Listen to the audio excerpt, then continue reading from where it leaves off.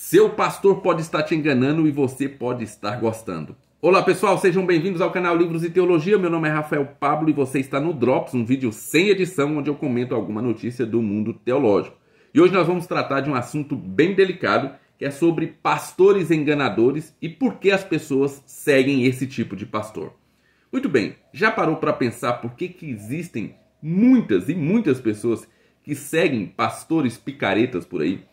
Você olha para o pastor, você sabe que o que ele está dizendo, o que ele está falando é pura picaretagem, mas mesmo assim muitas pessoas seguem esse pastor. Então por que isso acontece? Por que essas pessoas estão seguindo esse tipo de pastor?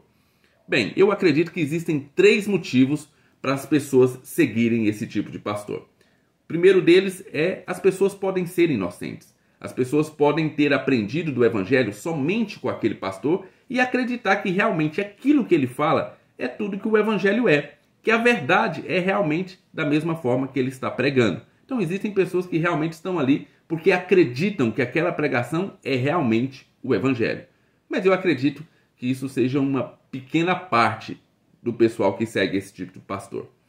O segundo tipo de seguidor desse pastor são aqueles preguiçosos, aqueles que não querem estudar, não querem descobrir a verdade e preferem que alguém diga para eles o que é a verdade. Então, ao invés deles mesmos irem atrás da verdade, estudarem as escrituras, ver se realmente aquilo que o pastor está falando é realmente o que as escrituras dizem, eles preferem que o pastor seja ali o seu intermediário. Então, tudo que o pastor disser é a verdade, é mais tranquilo assim, isso não dá trabalho, basta você ir aos domingos no culto, vai escutar uma boa pregação e pronto, ficamos assim. Durante a semana você pode se desligar do mundo evangélico ou do mundo religioso e volta lá no próximo domingo, escuta mais uma boa pregação. Então você não quer se comprometer, você não quer estudar, você não quer ir atrás da verdade, você quer apenas ali que o pastor seu seja esse intermediário. Ele estuda, ele verifica o que é a verdade e transmita para você.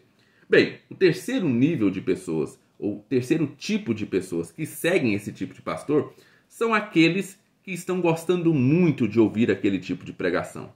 Sim, as pessoas gostam de ouvir aquilo que elas querem ouvir. Se você vai numa igreja e descobre, pela pregação do pastor, que Deus vai te dar exatamente o que você quer, ou seja, que todos os seus desejos, por mais cobiçosos, por mais lascivos ou por mais gananciosos que sejam, Deus está comprometido em te dar aquilo, pô, essa é uma boa pregação de se ouvir, né?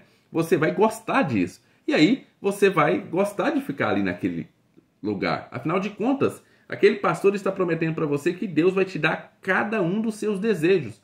E isso é bom. Então, existem essas pessoas que ficam nessas igrejas e que seguem esse tipo de pastor porque estão ouvindo exatamente o que gostariam de ouvir. Estão ouvindo exatamente a sua ganância ser saciada e ainda como se fosse bênção de Deus. Para esse último tipo de pessoa, é mais difícil elas saírem desse tipo de igreja, porque a sua ganância está sendo alimentada e mais do que isso, estão se falando que aquilo vem da parte de Deus, que é o próprio Deus que vai te dar tudo aquilo que você tem ganância ou cobiça de ter. Bem, para esse tipo de pessoa nós vamos ter que fazer um outro vídeo, mas eu quero falar dos 2 primeiros tipos de pessoas. Aqueles que são inocentes, que estão ali e ouvem um pastor porque acreditam que ele está transmitindo a verdade, e o tipo de pessoa que é preguiçosa, que tem alguma até desconfiança de que aquilo que está sendo pregado não é bem a verdade das escrituras, mas como tem preguiça de estudar, acredita que essa coisa de teologia é coisa para que o pastor estude e que ele então transmita a verdade, então prefere se ausentar ali dos estudos e prefere acreditar naquele tipo de pregação. Vai aqui apenas um disclaimer. Esse vídeo não é para você ir até o seu pastor e criar problema. É ao contrário, é para você fazer um exame de você e verificar o quanto você está atrás desse tipo de pregador. Porque talvez você esteja até numa igreja bíblica, numa igreja que está pregando verdadeiramente as escrituras. Entretanto, na internet, talvez você esteja seguindo exatamente aquele tipo de pastor que você gostaria de ouvir a pregação. E não porque a pregação é mais bíblica, e sim porque a pregação desse pastor soa melhor aos seus ouvidos. Aquela pregação está dizendo exatamente o que você quer ouvir e você não quer debruçar diante das escrituras e verificar se aquilo que ele está dizendo é verdade. Você quer acreditar naquela mensagem porque aquela mensagem é boa. para você. Muito bem, a própria Escritura, a própria Bíblia, traz a solução para esses dois tipos de seguidores. Ela traz ali o remédio para que você tome e você então fique curado desse tipo de pastor. Você não precisa seguir esse tipo de pastor. Lá em Atos 17, 11, a Bíblia diz o seguinte: ora, esses de Bereia eram mais nobres do que os de Tessalônica, pois receberam a palavra com toda avidez, examinando as Escrituras todos os dias para ver se as coisas eram de fato assim. Os de Bereia examinavam todos os dias as Escrituras para saber se de fato era assim. Veja, os de Bereia tinham acabado de receber Paulo e Silas. Quem estava pregando na cidade de Bereia era Paulo e Silas, não era qualquer pessoa. Era Paulo e Silas. Paulo escreveu quase a maior parte do Novo Testamento. E mesmo assim os de Bereia resolveram não dar ouvidos a Paulo simplesmente por causa da importância de Paulo. Eles examinavam nas Escrituras para saber se o que o Paulo estava pregando era realmente o que as Escrituras diziam. Isso nos fala alguma coisa. Nos fala que nós não podemos aceitar uma pregação simplesmente por causa das credenciais do pregador. Não importa se é Nicodemos que está pregando.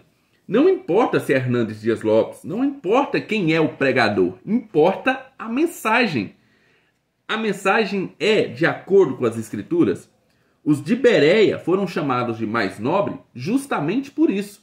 Porque eles examinavam nas Escrituras para saber se aquilo que Paulo e Silas estavam pregando realmente fazia sentido. Era verdade.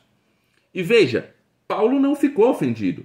Paulo não falou, olha, se você não acredita na minha mensagem, se vocês estão desconfiando de mim, então é melhor que você vá para outro lugar.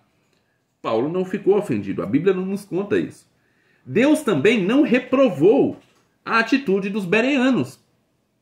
Ora, Deus não colocou aqui uma advertência falando, olha, os bereanos estavam desconfiando de Paulo, que coisa triste, não se deve fazer isso ou qualquer coisa desse tipo. Não há nenhuma advertência para os bereanos. Ao contrário, Deus tanto gostou da atitude dos bereanos que colocou aqui que eles eram mais nobres. Deixou registrado nas Escrituras para que todo mundo que lesse as Escrituras soubesse que essa é uma atitude nobre. A atitude nobre para com o seu pastor é você examinar nas Escrituras se tudo o que ele está dizendo é verdade. Essa é a atitude nobre. Deus está ensinando como você ser nobre, como você ser um membro nobre da sua igreja. É o pastor pregando e você examinando nas Escrituras se realmente aquilo que ele está pregando faz sentido e é verdade. E aí, para finalizar então, vamos a 3 perguntas básicas para você. A primeira delas é: você é incentivado a estudar as Escrituras e argumentar sobre as suas possíveis dúvidas na igreja que você está? Você é incentivado a estudar as Escrituras e caso você tenha alguma dúvida, caso o pastor fale alguma coisa que você olhe nas Escrituras e fala, bem, me parece que não está dizendo isso aqui nesse texto. Você é incentivado então a chegar nesse pastor e conversar com ele respeitosamente, tirando as suas dúvidas, falando, pastor, olha, você falou determinada coisa, mas bem, eu lendo o texto e o contexto daquilo que você falou, não me parece que as Escrituras estão dizendo isso. Ou quando você faz isso, você é taxado de rebelde, você é taxado de sabe tudo, você é taxado de, olha, agora que está estudando teologia, pensa que sabe tudo. Sim, é verdade. Quando a gente começa a estudar teologia, a gente passa por uma crise, passa por um período ali onde a gente imagina que sabe tudo. Você está descobrindo muita coisa ao mesmo tempo e você imagina que ninguém mais sabe a respeito disso. Muitas vezes você pode ficar arrogante. Isso é verdade. Mas um bom pastor deveria guiar o seu membro diante dessas crises.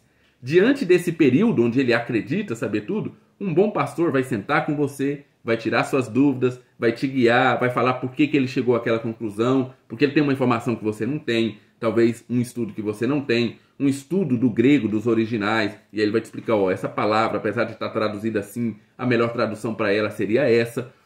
Isso seria o que um bom pastor faria com você, incentivando você a examinar as Escrituras e ver se o que ele está pregando é realmente verdade. Na verdade, um bom pastor, tudo o que ele quer é uma igreja que faça exatamente como os bereanos. Que, à medida que ele está pregando lá no púlpito, a igreja esteja com a Bíblia aberta, verificando se o que ele está dizendo é verdade. Segunda pergunta. Você é incentivado a estudar teologia para conhecer as Escrituras? Ou isso é colocado como algo que vai prejudicar a sua fé e é melhor você não mexer com isso? Na igreja onde você está, você é incentivado a ler bons livros, a ler livros de bons teólogos, pessoas que estudaram anos e anos as Escrituras? Ou isso é considerado um problema aí? Se você lê um livro fora do arraial, se você lê um livro fora daquilo que é a profissão de fé da igreja, ou aquilo que a igreja acredita, você já é taxado como alguém que está querendo saber demais, ou alguém que está indo por caminhos perigosos. Mais uma vez, um bom pastor, ao invés de deixar você ir pelos caminhos perigosos, vai sentar com você e vai te instruir nos melhores livros. Vai falar, olha, leia um pouquinho disso daqui, tá tudo bem, aqui ele está falando a respeito disso, pode ter criado uma dúvida em você, mas existe uma resposta para essa dúvida em tal livro. Então, leia aquele livro que você vai entender por que é que nós não acreditamos desse jeito e acreditamos dessa forma. Isso seria o que um bom pastor faria por você. E por fim, e último, finalizando aqui, nós temos uma última pergunta.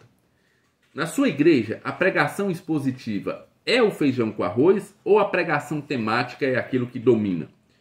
Você pode estar perguntando, Rafael, mas o que isso tem a ver com o estudo das Escrituras? Eu vou fazer um vídeo a respeito de pregação expositiva, acho que mais de um vídeo, a respeito da importância da pregação expositiva, e eu já deixo claro que eu não sou contra pregação temática. Eu acho que pregação temática, inclusive, uma boa pregação temática, dá mais trabalho do que pregação expositiva. Entretanto, a pregação expositiva deve ser o arroz com feijão, porque a pregação expositiva força o pastor a ir durante todo o contexto. Se um pastor vai pegando versículo aqui, versículo ali, ele pode dar a conotação que ele quiser para cada um desses versículos. Ele pode fazer uma salada de frutas, pegar apenas os versículos que confirmem aquilo que ele quer confirmar e jogar aí na sua cara, e você vai ter pouco tempo ou pouca probabilidade de perceber que o versículo não diz aquilo que ele está dizendo que diz. Quando a pregação é expositiva, a pregação vai ter que levar em consideração todo o contexto. E se ele disse alguma coisa nesse texto, no próximo texto ele não pode contradizer.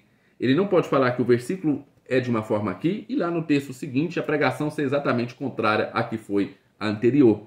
A pregação expositiva força o pastor a estudar todo o contexto e a explanar para você todo o conselho de Deus. Essa é uma outra forma de falar dos benefícios da pregação expositiva. A pregação expositiva faz com que o pastor pregue toda a Escritura e não somente aquilo que ele gostaria de pregar.